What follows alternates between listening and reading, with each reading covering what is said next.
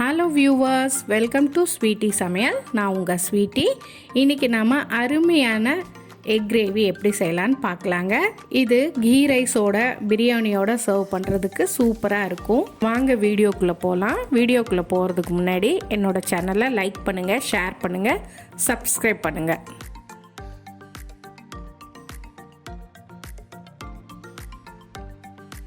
ஒரு பேனில் 150 ml oil சேர்த்துக்கலாங்க.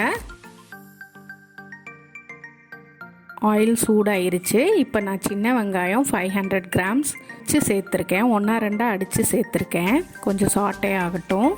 நம்ம க்ளோஸ் பண்ணி வைக்கலாம் 5 minutesக்கு. ஃபயர் சிம்மில் இருக்கட்டும்.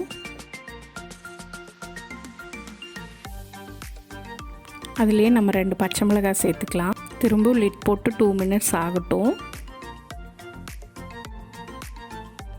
நம்ம வெங்காயம் நல்லா சாட்டே ஆகட்டும். இப்போ இதுலேயே மஞ்சத்தூள் 1 டீஸ்பூன் சேர்த்துக்கலாம். கரம் மசாலா 1 டேபிள்ஸ்பூன் சேர்த்துக்கலாம். நல்லா சாட்டே பண்ணி விடலாங்க. நல்லா வதங்கிக்கிட்டோம்.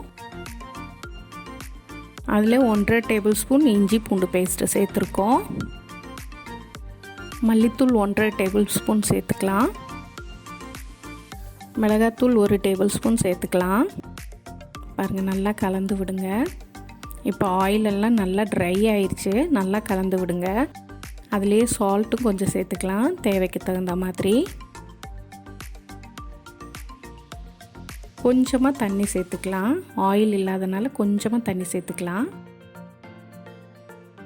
திரும்ப லிட் போட்டு க்ளோஸ் பண்ணி ஒரு 5 minutes ஆகட்டும். ஃபயர் சிம்மில் இருக்கட்டும். 5 minutes ஆயிடுச்சு. லிட் ஓப்பன் பண்ணலாம். பாருங்கள், நல்லா வதங்கிருச்சு. இதில் நம்ம இப்போ டொமேட்டோ 3 தக்காளியை பியூரி பண்ணி சேர்த்துருக்கேன். அதுவும் நல்லா வதங்கட்டும். நல்லா கிளறி விடுங்க. அதுலேயே ஒரு 1/4 கப் தயிரையும் சேர்த்துக்கலாம். மசாலா நல்லா வதங்கி வரட்டும்.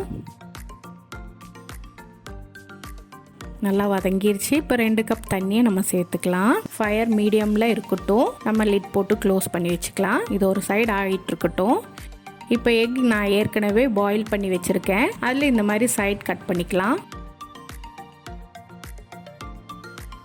இப்போ 10 minutes ஆயிடுச்சு. இந்த எக்ஸை அந்த கிரேவியில் சேர்த்துக்கலாம். நான் 8 பீப்புள்ஸ்க்கு இதை சர்வ் பண்ணுறதுக்கு பண்ணி வச்சுருக்கேன். இப்போ நம்ம வறுத்த குருமிளகு சீரகம் பவுடர் 1 டீஸ்பூன் சேர்த்துக்கலாம். கொத்தமல்லி இலையும் சேர்த்துக்கலாம் கொஞ்சமாக. லிட் போட்டு க்ளோஸ் பண்ணிடலாம். 5 minutes சிம்மில் இருக்கட்டும். நான் இது 8 பேருக்கு சர்வ் பண்ணுறதுக்கு பண்ணியிருக்கேன். நீங்கள் அது மாதிரி உங்களுக்கு எவ்வளோ தேவையோ அதுக்கு தகுந்த மாதிரி நீங்கள் பண்ணிக்கலாம். இப்போ நம்ம டிஷ் அவுட் பண்ணிக்கலாங்க. எக் கிரேவியை நீங்கள் வீட்லேயும் ட்ரை பண்ணி பாருங்கள். அடுத்த ரெசிபியில் உங்களை சந்திக்கிறேன். அது வரைக்கும் பாய்.